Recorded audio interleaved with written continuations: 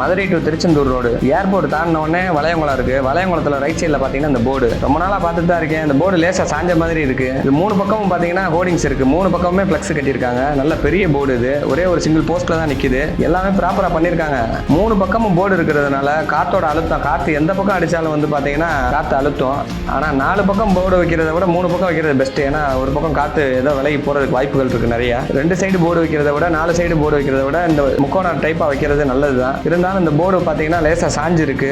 இதை கொஞ்ச நாளாக நோட் பண்ணிட்டு தான் இருக்கேன். வீடியோ போடணும்னு நினைச்சேன். இது சம்மந்தப்பட்டவங்க இந்த போர்டை நிமித்துறதுக்கு என்ன முயற்சி அதை பண்ணலாம். ஏன்னா பெரிய ஒரு போர்டு இது விழுந்துச்சுன்னா பைபாஸ் பக்கம் விழுந்துச்சுன்னா பாதிப்புகள் வரும். ஏன்னா எதுவுமே நடக்கிறதுக்கு முன்னாடியே நம்மளே அதை பார்த்து சரி பண்றது நல்லது. இப்பதான் கன்னியாகுமரியில் பார்த்தீங்கன்னா மின்சார விபத்தாகி ஒரு 4 பேர் இறந்தாங்க. ரொம்ப ஒரு கஷ்டமான விஷயங்க. இது மாதிரி நிறைய வீடியோ பார்த்துருப்போம். நம்ம ஒரு ட்ராலியில் வந்து இந்த மாதிரி இரும்பு ட்ராலியில் வேலை பார்க்குறவங்க ரொம்ப கவனமாக வேலை பார்க்கணும். ரொம்ப ஒரு மோசமான விபத்தாகி போச்சு. மக்கள் இந்த மாதிரி விஷயங்கள்லாம் பார்த்து கவனமாக நடந்துக்கிறது நல்லது. இந்த போர்டு தயவு செஞ்சு இந்த போர்டு சம்மந்தப்பட்டவங்க இதை நிமித்தி வச்சுட்டாங்கன்னா கொஞ்சம் நல்லா இருக்கும். இல்லை சாஞ்சுக்கிட்டு இருக்கு, இல்லை நல்லா ஸ்ட்ராங்காக தான் இருக்கு அப்படின்னு சொல்லி இருந்தால் ஓகே தான். ஆனால் இது நல்லா சாஞ்சிருக்கிறது அப்படியே தெரியுது. இந்த போர்டுக்கு எப்படி மாதம் ஒரு 75,000 ரூபா வரைக்கும் வாடகை வரும். அந்த அளவுக்கு வருமானம் வரும்போது இதை மெயின்டைன் பண்ணுறது ஒன்றும் கஷ்டமான வேலையாக இருக்க போகிறது இல்லை. பாருங்க, பார்த்து அதை கொஞ்சம் சரி பண்ணால் நல்லா இருக்கும்.